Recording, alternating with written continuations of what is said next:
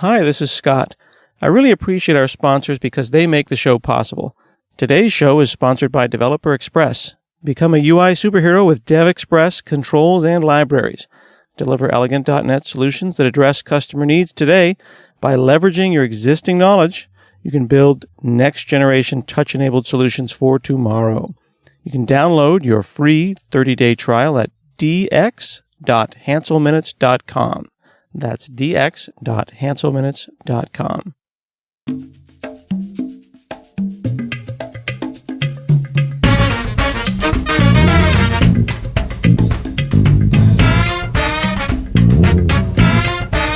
Hi, this is Scott Hanselman. This is another episode of Hansel Minutes. Today, I've got a special show for you. I've got Jessica Rose, who is the host of the Pursuit podcast and a tech education activist, and we're trying something new. Jessica had a great idea that we would do a podcasting crossover show. Thanks for having that idea and for including me. Oh, I was actually pretty sure it was your idea, but if we just want to go back and forth and compliment each other, it'll be a good I think we should spend minutes. at least 20, 30 minutes complimenting each other. Yeah. So somehow we simultaneously had this idea, and you tweeted that we would ask people for what the worst tech industry advice that they'd ever received was. And people got some really horrible advice. People are telling tech workers just awful things. It's almost like almost everyone gives bad advice. And the funny thing about advice is that the greatest advice I ever received was that you don't need to take advice. Oh, I always preface when I give someone advice, well, before I tell you this, keep in mind that everybody's just a big bundle of biases. And I really think that when you give someone advice, most people they're not telling you what you should do. They're telling you what they wish they would do in the same situation. Or even worse, what they wish they would have done in the past. Oh, so much. All of my advice is just like, no, go move to a new country, start over. Yes, that's interesting. I'm starting to find, and I'm not even that old, but I'm finding my advice is becoming old man advice, which is like, oh, well, young person, let me tell you the vast amount of my experience, which is really not that much because there's so many people that have 20, 30 years more than I do. And it doesn't seem to me that being old necessarily means being qualified. It just means old. I think that you're maybe in the minority of people who like to give advice if you're smart enough not to connect length of time in the world with experience and wisdom. Yeah, I think that I may have incorrectly believed that there was a direct correlation, but I started interacting with people at a few jobs ago where they had 20 years experience, but then I figured out it was the same year 20 times. Oh, that's absolutely something I'm going to steal and drop into a conversation sort of at the pub as though I thought of that myself. Don't you find that to be the case, though? It really is about growth mindset. I think that might be really true. I'm always a little bit more comfortable criticizing myself than other people. So if I was looking back at my experience, I'd be like, well, I've got 30 mumble years, but there's a big chunk of my 20s that doesn't count for much. Oh, interesting. And why would you dismiss that part of your career? Was it because you weren't, your brainstem wasn't attached? That's my excuse. Well, it's difficult because a lot of the things I was doing at the time, I was working in education, I was working in a different country and culture. Some of that was really valuable, but sort of the going to work part, like being in an office when I was working in an office overseas, wasn't especially helpful. I don't feel like I got a lot out of that. That makes sense. I didn't feel super amazing about my work experiences before my 30s because I didn't feel like I was emotionally engaged in the work as much as maybe I could have been. That's really interesting as well. I also think maybe I'm being a bit unkind to 20-something Jess. I wonder whether or not I was just a bit of a jerk in my early 20s and wasn't that helpful. Well, I've met a lot of very nice people in their 20s, but I would have to admit as well that I was not super awesome until I was probably in my mid-30s. But here we are, two old people complaining about young people. I think young people do give great advice. They're so nice. They give great advice now because I think they're paying attention more than perhaps we were. I'm consistently impressed and hopeful when I talk to the youngins. Mm-hmm. So we asked folks online to give us their worst advice, and some of them were kind enough to send in actual audio files. So we've got some of those audio files that we'll play. And then what we're going to do is a 2-part show. So sometimes people complain that my show is too short. They say 30 minutes isn't long enough. So this is part 1. And then we're going to have you go over to pursuit.tech, http:// pursuit.tech, and listen to part 2 on Jessica's podcast, which is, I think, a great idea. And I'm going to be airing this tomorrow. So you've got a whole day to wait until you get more delicious content. Yeah, absolutely. So we have folks from Twitter and the internets who have made us WAV files and FLAC files of their bad advice. And we'll play a few on my show and we'll play a few on your show, and we will discuss them. So I've got a couple of different folks here that responded, and we thank them very much for letting us use their audio files. The first one I've got here was from Don Ahukana, and I'm going to play that right now, if that's okay. The worst industry advice I've received was, people seem to believe what you tell them, you should work in sales. This was after a project where we had done some deep user research and produced a supporting interactive prototype to prove our hypothesis. Okay, so that was not very kind or helpful advice. What did you think about that? Am I allowed to swear? I would rather that you not work blue. Oh my. You believe the actual goal to be like, oh, hi, Dawn. Completely ignoring the hard work she put in, all of her research, the fact that she's a skilled professional, be like, oh, wow, people seem to believe what you're saying. Mm-hmm. Yeah. I've actually had another person that I work with at Microsoft, someone said that people believe what you say and you look like a salesperson. And were you wearing like a polo? It wasn't me, but it was actually a very stylish young New Yorker who is into fashion and also a talented technologist, and apparently looking put together or looking in some way competent, from a fashion perspective, immediately means that you should be in sales, which I think is really bad advice. Was this another female technologist? She did happen to be a female technologist. It's interesting. New York, you've probably spent some time in New York, as I have, has more fashionable people in my experience than the West Coast does, particularly Manhattan proper. And there seems to be a uniform. The people that I worked with in New York who wore suits, if they were men, they were in finance. And but here's a technologist who is fashionable, a fashionable young woman, and a programmer. They put her right into a box. Yeah, I found that a couple times at conferences. So I've got the job I want, so I don't dress for the job I want, but I dress for if someone's taking my picture that I don't feel bad about it in 5 years. That's actually very good advice. But a lot of times if I put on a very nice dress at an event, I've had people come up and be like, oh, hi, where's your booth? Where can I do? It's like, no. So I wonder if there's not sort of some kind of desire to be like, oh, you're dressed really, really well, miss. Clearly you're in sales or in some kind of non-technical role because you're not slouchy enough. I'm trying to remember the last time I went to a conference and saw a man dressed full on suit and tie, like going to a wedding type level or going to a fashion show. And it's been some time, but I would admit that I just would think that they were a fashionable young man. I wouldn't necessarily assume that they were sales. But if I saw a fashionable young woman, I might internally think marketing, which is my own personal flaw, I would think. And I think that I don't want to explain what happened in Dawn's case because really it's just white hot rage. But how she managed to hear this, and I assume respond politely and not punch someone in the face. Like, wow, not only accomplished and skilled, and for some reason people believe her, but also the incredible restraint. I think that having restraint, though, is a big part of being a technologist at this point, right? There's so many people that are jockeying for position, that are assuming that you either know or don't know what you're talking about. It feels like interactions in tech for all people are just a thumb war of who's on top as we struggle to communicate effectively with each other. And Just how exhausting.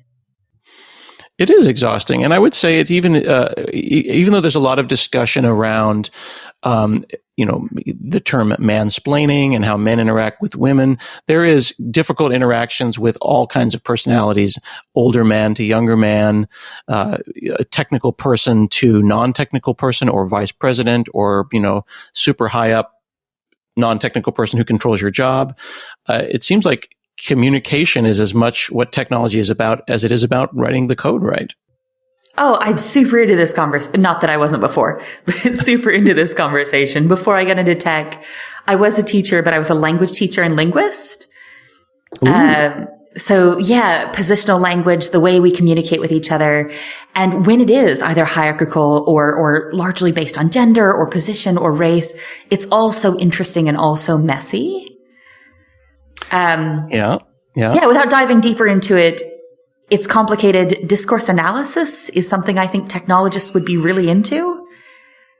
So sort of looking at conversations and looking at language as though it's a pile of data to pick apart. It's really fun. Well, if you don't mind, let's dive a little bit into that, because I think that's valuable. There might be someone who is listening to this show who might, let's just say, dismiss or downplay or minimize what Dawn felt and say, oh, well, that was just a compliment. Dawn could simply say, oh, well, thank you, but I'm not in sales. I'm a technologist and I like my job.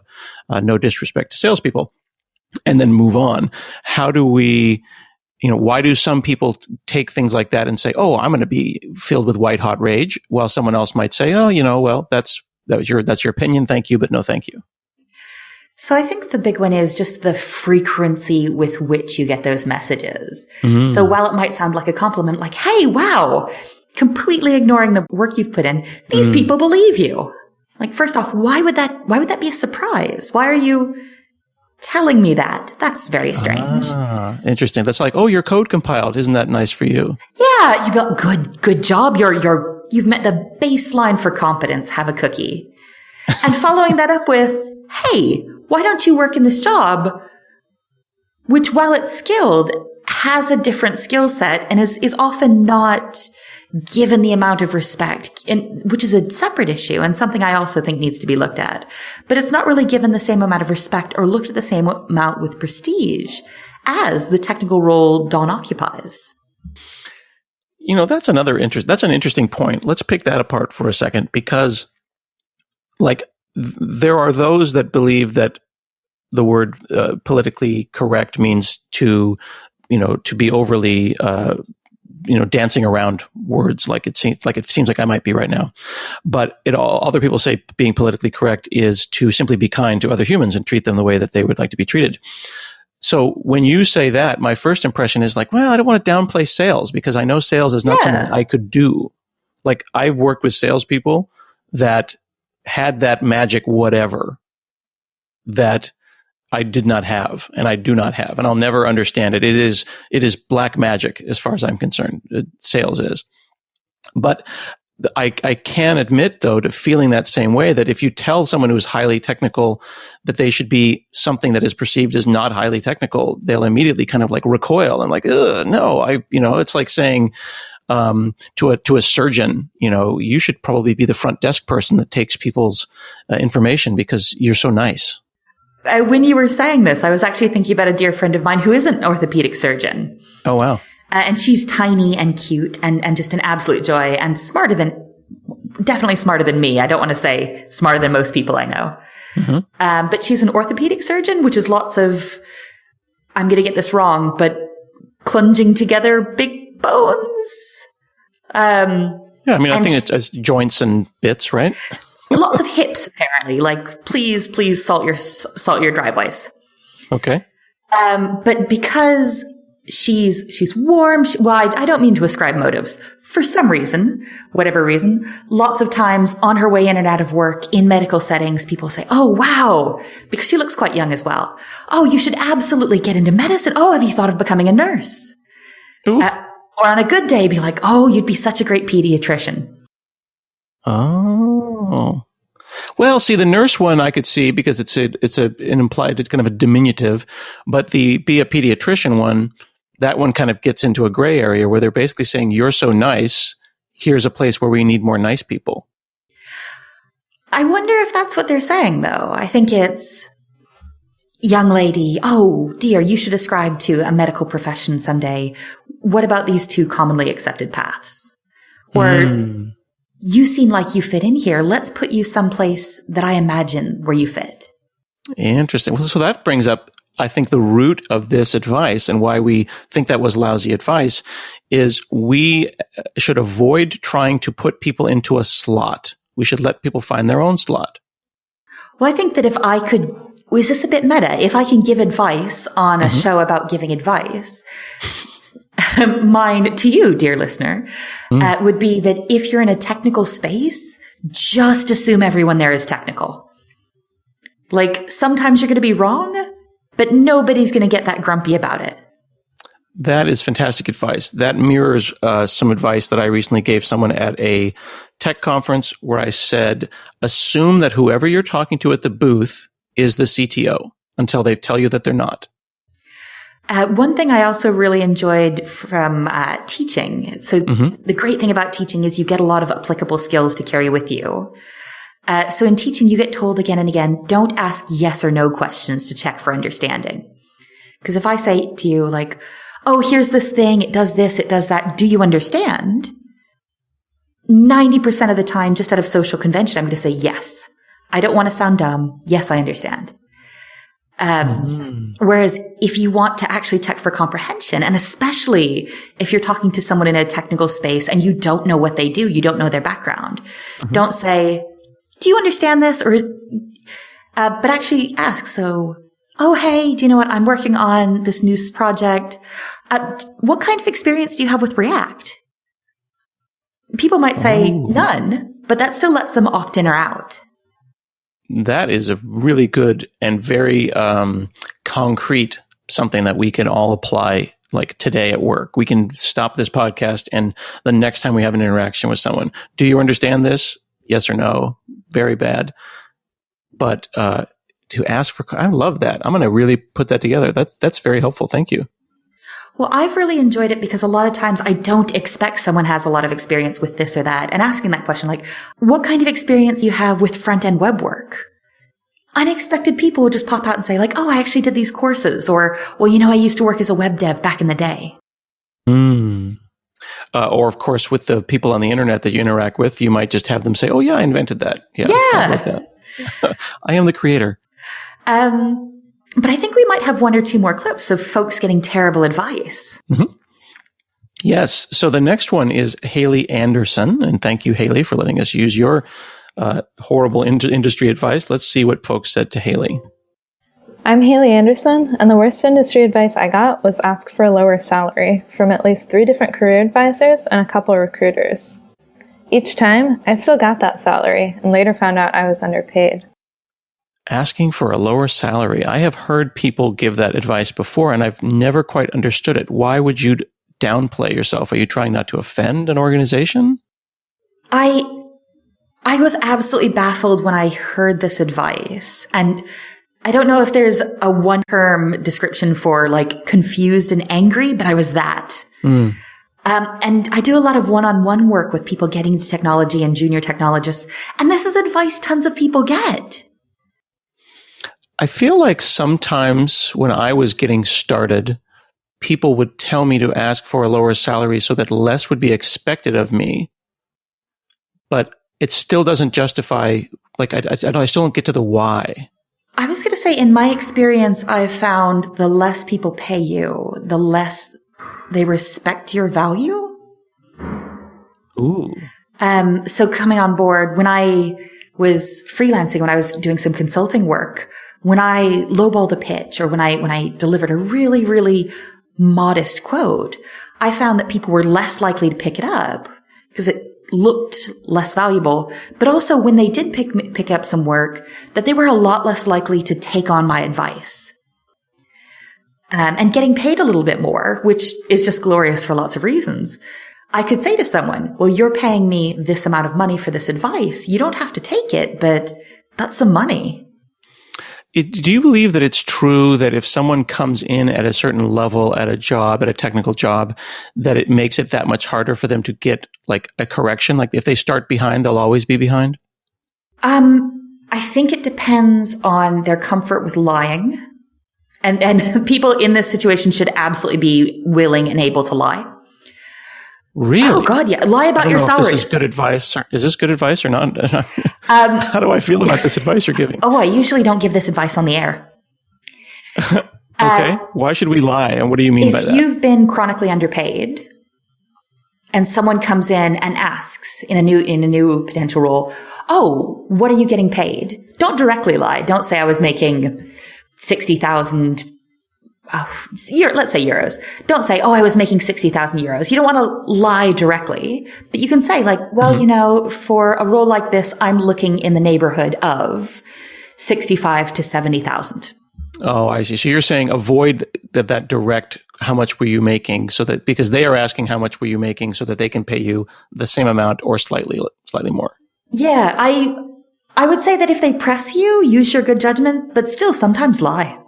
The things I'm comfortable with people lying about, their salary history, feel free to inflate that. I think almost everyone does. If you take time out to have a kid or for family reasons, make sure you're doing a little bit of paid or unpaid contract work around that. And then just go ahead and say, I took some time off to do some freelance work. I gently encourage people to lie when they want to stretch the truth. Mm-hmm. If there's a social cost. So if you've been traditionally underpaid, especially if you're from an underrepresented group, broadcasting, I was making this much, here's how I was being held back, just encourages people to, like you said, create a cycle where they perpetuate that. Mm. The one about I took time off is a definite challenge. I've seen people take time off to have kids. My wife took time off to have kids and paid the price for that. And then if one takes time off to, for lack of a better word, find themselves, that seems to be, at least in America, frowned upon. Like taking time off for a what I would call a mental health break, like I needed 6 months off or whatever. In the U.S. is very much frowned upon, and people will think you're foolish for doing that, and then you'll pay the price and you'll never catch up. Well, the cool thing is we have tons and tons of data around this, like folks who do organizational studies, folks who work in management studies. We have a lot of data about what taking time off to have a kid or to go back to school or to write a book. We know what kind of costs these have. When I encourage people to stretch the truth around that or to make sure they're doing a little bit of contracting to say that instead of I had a baby, I'm really mostly concerned about women who've taken time off for family reasons because they do tend to get punished for that quite a bit more. Yeah, but my wife did some volunteer work, and the intent here is to avoid large gaps or large unexplainable gaps where someone sees clearly on your resume April 2017 to, March 2015, nothing. Yeah. And I always try and remind people that if you're doing unpaid work, if you're volunteering, if you're helping people with stuff, if you're doing web design for your friends, unpaid work is still work.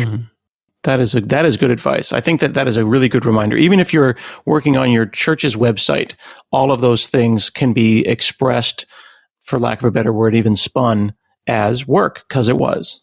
And when I say lie, that sounds very serious. I'd say go ahead and put your best foot forward. I make sure that yeah. Well, like lots of times employers aren't always as direct and honest with you as a potential applicant or a potential employee. And you kind of expect that on some level.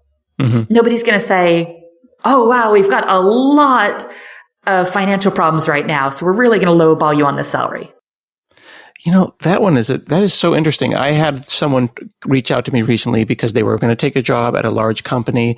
They had 10 years in the business and they wanted the title senior.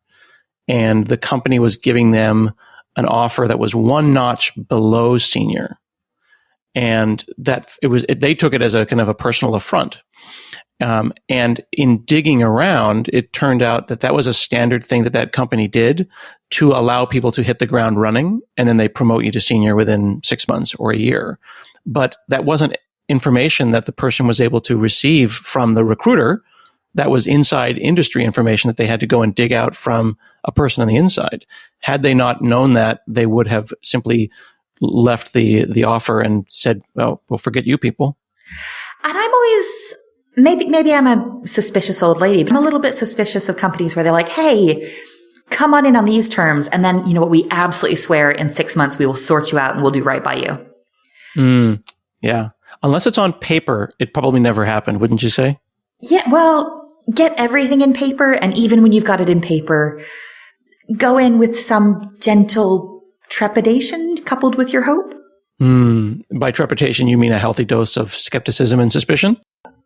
Just a touch. I think that's good advice. So I'm hearing us say that we want to help people avoid getting into slots, whether that slot be like Dawn, where someone wanted them to be in sales, even though that was not appropriate, or with someone like Haley, someone was gently nudging them towards a lower paid job, maybe a junior position. I'd say as well, don't take advice from people who can't recognize or don't value your skill set. With Dawn, the only thing the advice givers heard, the only thing they could process was, wow, people believe you. They weren't able to see the full body of her work, her knowledge, and her experience. And with Haley, they just could not appropriately value her skills in the workplace. Oh, just ask for a bit less. It'll be fine. Who do you think we should ask advice of? Because I feel like sometimes if you ask advice of your family, they are too close. But if you ask advice of acquaintances or, God forbid, the random internet. Oh, not the internet. They're too far. So what is the ideal sweet spot for advice asking? So I always like to ask at least 3 people if it's something important. And I try and ask people who have backgrounds somewhat similar to mine, if possible. And this gets a lot more difficult if you're from a group traditionally underrepresented in tech, and doubly hard again if you're from one of these groups and you're in a really special niche. Like you might be the only person very much like you in this space. Yeah, that is a very good point. I think that if you can find those people, you should hold on to them. And that you should make them a part of your street team or your personal board of directors. Yeah, and if there's very few of you in that space, supporting each other is going to be even more valuable. Definitely. I wrote a blog post a while back and made a website to support it called Life's Board of Directors. And I commented how people will take the time to sit down and write a business plan for their business or their startup. But so rarely do we sit down and write a business plan for ourselves and our personal career. And even less likely are we to make a board of directors to support that venture. But if you are a venture, why shouldn't you have a board of directors supporting you? I think that's a really, really lovely way to look at it. As well, I always try and remind people that when you're asking for advice, make sure that you have someone to go to or make sure you have perspectives outside your company. So when I manage people, especially junior people, I always like to ask, okay, do you have someone else, someone external to the company who's not necessarily a formal mentor, but someone who could give you advice, someone you can run things past? Nobody's completely disinterested, but trying to find people who have as much of your best interest at heart, with as few conflict as interests as possible is always a nice idea. Very true. Very true. So that is going to be the end of part 1 of our Worst Advice show series. We're going to then ask you now, tomorrow, or today, if it's the future, to go over to pursuit.tech, pursuit.tech, and listen to Jessica and I on part 2 on the Pursuit podcast. Thanks so much for having this idea, Jessica. Oh, thank you so much for co-having this idea. This has been another episode of Hansel Minutes, and we'll see you again next week.